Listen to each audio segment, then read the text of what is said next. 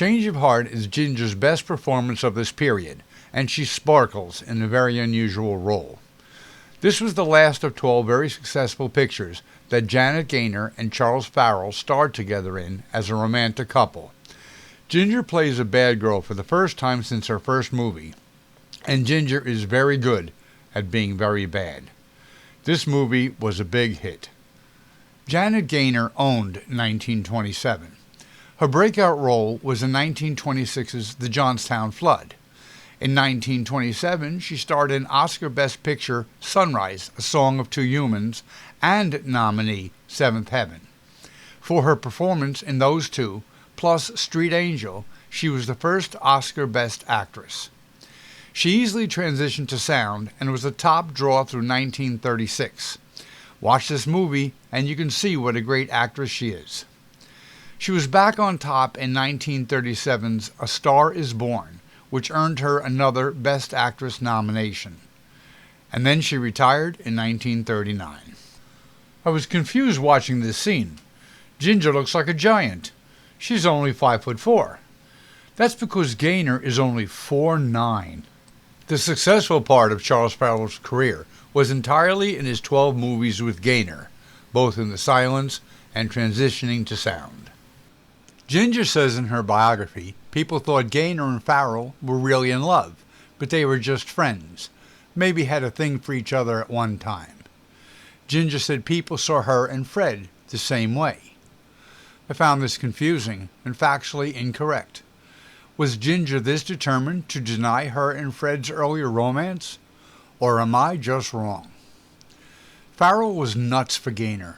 They dated seriously for the first 3 years, and he begged her to marry him. She said no, he was too much of a party boy for the reserved Gaynor. Then she had a failed marriage that ended 3 years later. Maybe she should have married Farrell. Ginger used this as proof that actors who appear to love each other can just be friends. It seems to prove the opposite. James Dunn's breakout role was in 1931's Bad Girl. He sang and danced with Shirley Temple in her first 3 movies, but he had a severe drinking problem and his career crashed.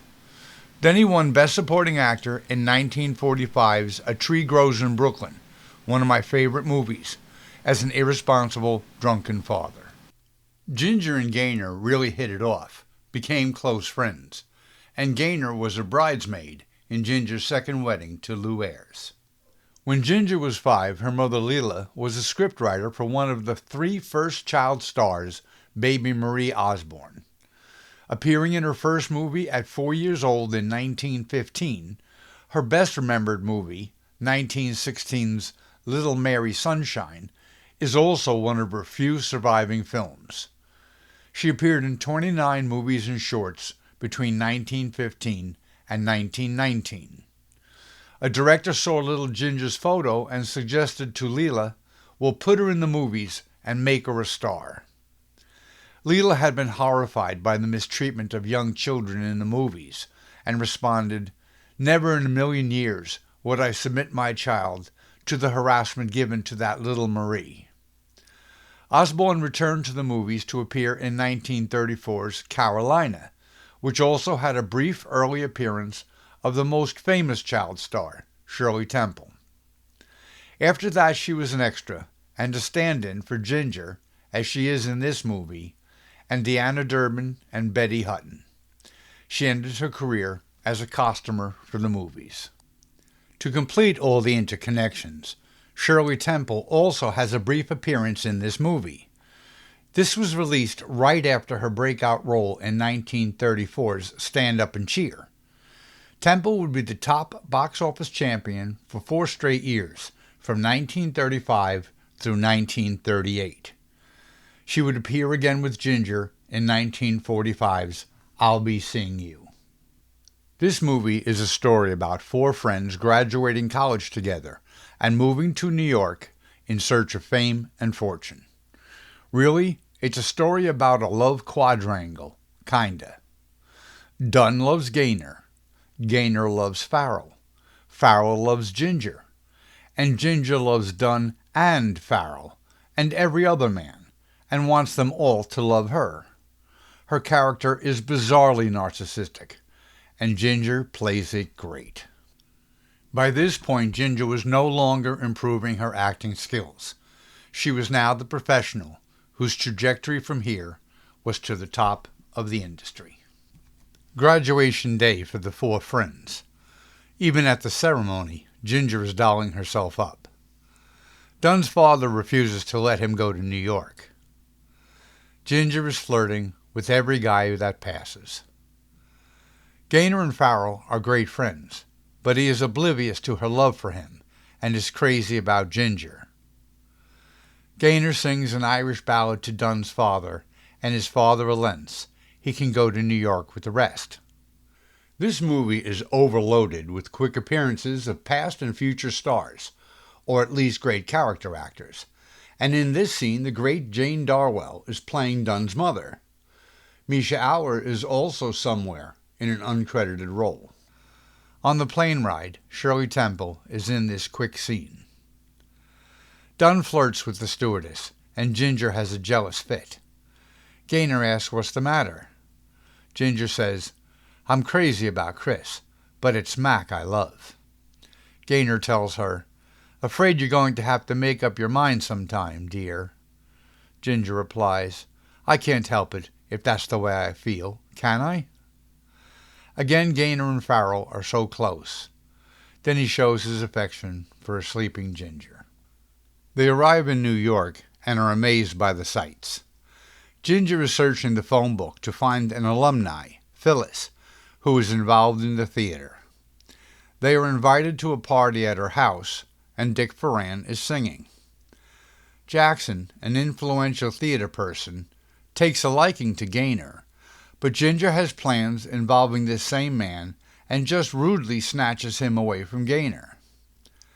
They talk about their job prospects over a meal, and Ginger is in a performing workshop set up by Phyllis. Gaynor is having a brutal time finding a writing job and prays for help. Now she will take any job and goes to an orphanage. Maybe she can get a job as a nanny. He does not have a job for her, but a lady running a charity that helps get babies adopted does. Gaynor gets an advance and gets dinner for everyone. She tells Ginger about her job, but Ginger is distracted and walks away. Farrell comes in and has a job, but runs after Ginger before Gaynor can tell him about her good news. Dunn comes in and has the best news, a high-paying job as a radio performer. Ginger comes back into the room and says she is moving in with Phyllis for the connections. Dunn says it's all about Jackson. Ginger confirms, and Dunn insults her. Ginger says Gaynor can come with her, but Gaynor declines, and Ginger says goodbye, with Farrell chasing after her. Dunn says, "There she goes, unspoiled, unselfish, always thinking of others, never thinking of herself. Much." Dunn asks Gaynor to marry him. She declines, and he asks if it is Farrell, and she says yes. Dunn has to leave for his job, and Gaynor sits there alone with the dinner she made for everyone. Time has passed, and they do not see each other so much anymore. Gaynor is talking with her boss, played by excellent character actress Beryl Mercer, about the friends. A good judge of character, she says Dunn is fun, Ginger is no good, and Farrell is stuck on Ginger. Dunn comes in and asks to take Gaynor on a date to Coney Island. Two rich ladies come into the store, and Mercer plans the routine to get a baby adopted. She takes donated clothing from the rich to support the orphanage. On cue, Gaynor brings out an orphan, and then Dunn ad-libs how he is going to mistreat this child as part of an act. It works, and the baby is adopted. Then Chris calls Gaynor and also asks for a date to Coney Island. She breaks the date with Dunn without explaining why. Gaynor is in heaven out with Farrell, but he cannot get Ginger off his mind. She finds out she was second choice this evening to Ginger. Farrell thinks of Gaynor as this great friend, oblivious of her feelings, and talks about Ginger to her. Great character actor James Gleason, who is in several other movies with Ginger, has this tiny part as a hot dog vendor. Then Ginger appears. Dunn realizes why Gaynor changed plans for the evening, but he is understanding. Ginger shows how bizarre she is. "I'd hope I'd find you here. This is why I made them bring me down. Why didn't you ask me first?" "But I did." "I know, but not in time, dear." Farrell just dumps Gaynor to be with Ginger. Jackson, who always liked Gaynor, takes her on the ride. Ginger flirts with Farrell, and Gaynor is crushed listening to it. Gaynor brings the baby to the rich Moxby family. Gaynor finally gets a writing job. Dunn stops by, hears the good news, and then tells Gaynor Ginger is going to California with Jackson to be married. She asks about Chris, and Dunn says he is devastated, lost or quit his job. He moved without leaving a forwarding address, and Dunn heard he is sick. Dunn is off to California, so Gaynor searches for Chris alone and finds him dreadfully sick. She calls Mercer for help, and then the doctor from the orphanage. In his delirium, he cries out for Ginger, and Gaynor says she is Ginger. Gaynor sits with him through the long hours and days. Finally, Farrell is getting better, and the doctor tells Gaynor she saved his life. Getting better, Farrell tells Gaynor there is not another woman in the world fit to black her shoes, and he loves her. He asks if she could love him, and she says, "I have all along, you imbecile. You're my first love and my only love, and will be till I die."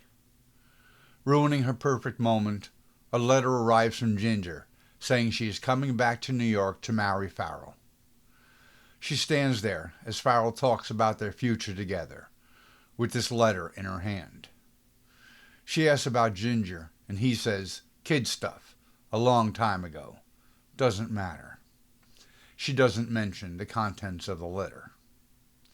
Much later, Chris comes in with the good news. He got a job, and from Gaynor's friends, the Moxbys, who adopted the baby. He says now they can get married. So Gaynor shows him the letter from Ginger. His response, "Marry me today." Newlyweds in their new apartment, they are so happy. Dunn comes over and brings a surprise guest, Ginger. Immediately she kisses Farrell on the lips, and again a little later. Ginger announces Farrell is her lawyer, handling estate issues, and Gaynor is terrified. Farrell says he will take them all out to dinner. Gaynor asks about the money, but then says that is not what she is worried about. Ginger visits Farrell at his office, all dolled up. She grasps at his hand. He politely pulls away. She does it again, asking, "But I'm not just business, am I?" They go out to lunch. Farrell was very late getting home. She dreads what he might be doing. He comes home, and he tells her what she fears most. He had a late lunch with Ginger. Farrell says it is business, but Gaynor says she is jealous. Farrell reassures her how much he loves her. Farrell calls and says he has an engagement and cannot come home for lunch, but they have a weekend at the Moxbys. They will take a train in the afternoon, so he tells her what to pack. Doing that, she finds an inappropriate note from Ginger, and the reason why he cannot come home for lunch. Gaynor has always been sweet, but now we see she will fight for her man. She goes to Ginger's apartment to confront her, and we get to finally see just how warped and evil Ginger is. Ginger says, "Why can't I see Chris occasionally?" And Gaynor replies, "Because he is my husband, and I love him." Ginger says, "So do I, and I wrote you that before you married him." Gaynor says, "You could have had him once. Why didn't you love him then?" Ginger says, "Crazy, I guess." And Gaynor replies, "So I am to step aside because you changed your mind." Now Ginger reveals the depth of her narcissism. I could have had him. You nursed him and he turned to you. He was sick because he had lost me. I can't help it if I love him, can I? And she adds how, with all her money, she could help him. He oughtn't be living in that slum. Gaynor becomes fierce. So you get him away from me if you can. Ginger asks, is that a challenge? And Gaynor snaps, yes. Ginger challenges back. Chris is coming here to lunch. So if he goes on that weekend, you win. Ginger's all dolled up when Farrell arrives and kisses him again on the lips. He makes it a quick peck. Farrell says Ginger made enough drink for a party, and Ginger says, you're all the party I want, Chris. Gaynor can't find Farrell at the train station as time is running out. Ginger is pouring it on thick, asking, you love me a little, Chris? You used to. You haven't forgotten, have you? Oh, Chris, you still do a little, don't you? Farrell tries to leave, but Ginger gets hysterical. She took you when you were sick and miserable. Oh, Chris, I love you, I love you. Gaynor has to board the train alone. She has to bring Farrell's legal documents to his boss. She delivers the papers and makes excuses for Farrell. Ginger called Dunn, and he comes in angry. Ginger says, I'm through with Chris. He said the most awful things to me. Dunn replies, what do you want me to do? Say them all over again? He asks her what she wants, and she says, I want you. She starts putting on the charm, and he melts. Farrell finally arrives at the Moxbys, and Gaynor is furious. If you want her, I won't stand in your way. Farrell tells her he is done with Ginger. Gaynor is his one and only love, and they live happily ever after. In the next video, I will show Ginger scenes as much as I can. She is good throughout, but those end scenes of her are just great. Please like and subscribe.